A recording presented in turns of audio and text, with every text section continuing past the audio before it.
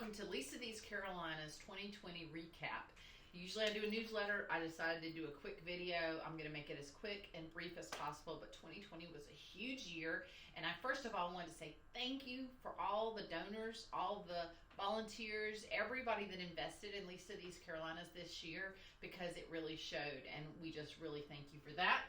But I did a little timeline so that it would keep me on track. But in January, our board decided it was time to look for a new building. So in January, we began our building campaign. Then in February, we started searching for said building.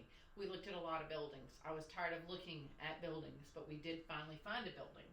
Now, I forgot to mention in January, big donations came in because COVID was coming and we were going to need that. We didn't know in January we were going to need it, but God was already blessing and preparing us for that. Then in March, COVID hit. We had a purpose fundraiser that was already planned. We had to reschedule that.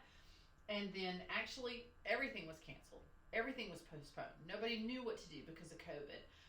Selena and I knew that we had to keep taking care of kids in foster care. My staff knew that we had to keep doing what God had called us to do because these kids were going to need us even more now. So we kept serving. We came up with new ways to serve without having contact. And so we set up a locker system, and we would have the foster parents come to our office and use a code to get into the locker, so we were still able to serve them. Then in April, it was brought to our attention that there was 18 to 21-year-olds that couldn't pay their rent and couldn't pay their car payment and were having a hard time putting food on the table. And so we started our COVID-19 relief for 18 to 21-year-olds, and we have served so many of those kids and are still serving them because, as we all know, COVID is still something we're dealing with. But then we rescheduled Purpose for May. We had to cancel it again. Then, camp or no camp? Are we going to have camp or are we not going to go have camp? And to be honest, Selena and I went back and forth. Our staff went back and forth. Do we do it? Do we not do it? And so we settled on, yes, we will have camp, but it'll be a day camp and we can only serve local kids.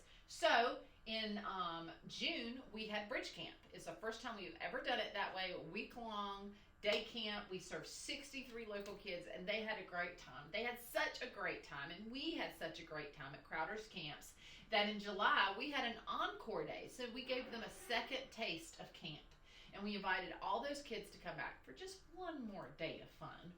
Then in August, we served through Shoes of Hope. We did it outside. We did it under tents. We wore masks. We did what we had to do, but we served 387 children.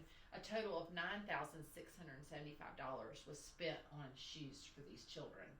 And then in September, finally, we decided we're going to have our Purpose event. It's not going to look like what we thought it was going to look like, so we had a picnic behind our office. And we set up tents, and it was beautiful. We only had 50 people there, but we also went live virtually. And we were able to raise over $250,000 at that one event during COVID, during 2020, it's been the worst year that I can ever remember. But God blessed us with over $250,000. In September, actually the same week of that fundraiser, we went under contract on this building that I'm in right now, over 18,000 square foot. We went under contract. And then in October, we decided it was time to put our old building on the market. And very quickly, we got an offer, we accepted it, and we closed on the new building we're getting to that part, but that was in November. Golf tournament in October. 2 weeks after we had our fundraiser, Purpose Picnic, we had our golf tournament, and we raised, I believe it was $16,000. I don't know that number exactly right this moment. So we did all of that. I'm trying to be quick, guys, because I don't want to take all of your time today. But then, look, we move into November, and we did close on our old building. It sold. We were so thankful. And then in December, we didn't have not just two, but 3 Christmas events, and we served 817 total kids. And oh, by the way, we also moved into this building, 4100 East Franklin Boulevard. It was a big year, but I think what God taught me this year is that He's an even bigger God. So big year, bigger God. For 2020, our totals, Bag of Hope, 429. That's $93,000.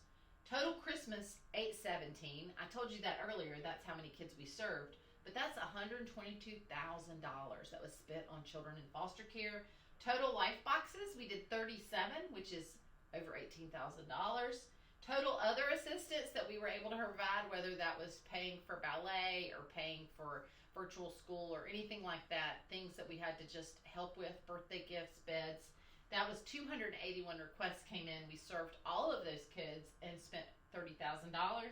COVID-19 relief, we served over 50 young people, 18 to 21, during this COVID crisis and spent over $10,000 on those kids. And we're spending more. We're continuing to pay that. We're continuing to help as much as we can.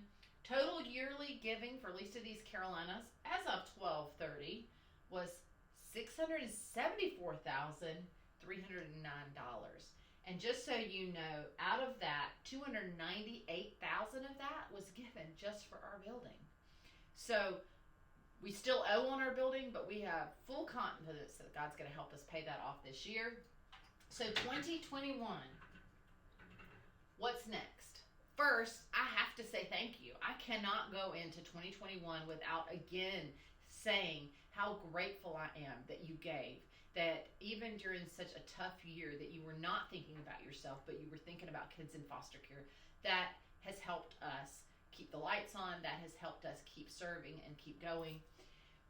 First thing we have to do, we have moved in technically. Everything for the first time in 6 years is all under one roof for Least of These Carolinas.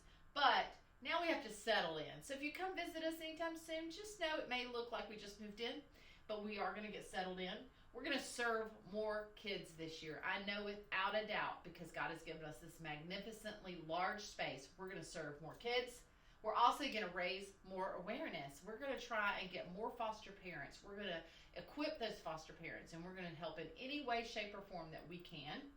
And then we're hoping to gain more partners. Now that we have this huge building, we need more volunteers. If you're interested in that, go to our website. You can sign up there.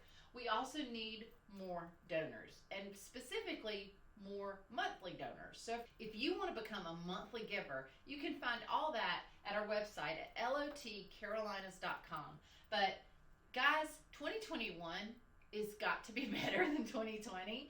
I'm looking forward to it. I'm looking forward to working alongside a community that loves children in foster care. So I hope you enjoyed this very short, maybe it's a little long, recap of 2020. But keep giving and keep smiling. Thank you.